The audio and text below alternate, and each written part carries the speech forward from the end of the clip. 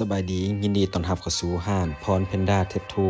วันนี้ลูกค้าก็จะมาซักเป็นงานสไตล์มาปลาเนาะซึ่งซักใส่ที่กล้ามรอบที่1ก็แล้วไปกับงานหัวมาปลาและมือที่2เนาะลูกค้าก็มาซักเป็นงานสไตล์ฟ้อนซึ่งลูกค้าให้สร้างออกแบบให้เป็นชื่อของลูกค้าเองเนาะและรอบที่3ก็มาต่องานที่เขียนเป็นงานมาปลายืนอยู่เทิงภูเขาซึ่งจะให้มันเสื่อมกับหัวมาปลาเพราะว่าลูกค้ายังได้งานเต็มเขนเนาะแต่ว่าคอยลามไปเทื่อละน้อยงานแบบนี้จะมาเร่งสร้างบ่ได้เนาะแต่ว่าต้องคอยซักไปเทื่อละน้อยเพราะว่างานแบบนี้จะใช้เวลาและรอบที่3เนาะก็จบไปและมาต่อรอบที่4งานแบบนี้บางบอนสร้างจะแล่นเส้นน้ำปะไว้และใช้ยาซาบางๆเพื่อว่าเฮาจะปัดเงาถ้าบ่ใช้ลูกค้าจะเจ็บเนาะเพราะว่าเฮากวนแผลเก่าแล้วเฮามากวนแผลใหม่เองมันจะซ้ำมันจะเจ็บในที่สุดก็เกินเวลาเพราะว่ามื้อนี้เฮาซักไปเวลาเกินประมาณ2ชั่วโมงเพราะว่าทุกมื้อสร้างจะเฮ็ดเวียกแต่7ชั่วโมงแต่นี่เวลาเกินไป2ชั่วโมงลูกค้าว่า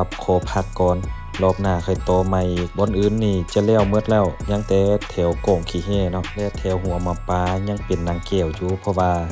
ยังตกเก็ดบ่ทันหมดงานนี้จะเป็นงานลูกค้าให้สร้างออกแบบให้เองมักแบบใดก็ต่อเติมใส่เนาะอยากให้มันเต็มเขียนก็เติมไปเทื่อละน้อย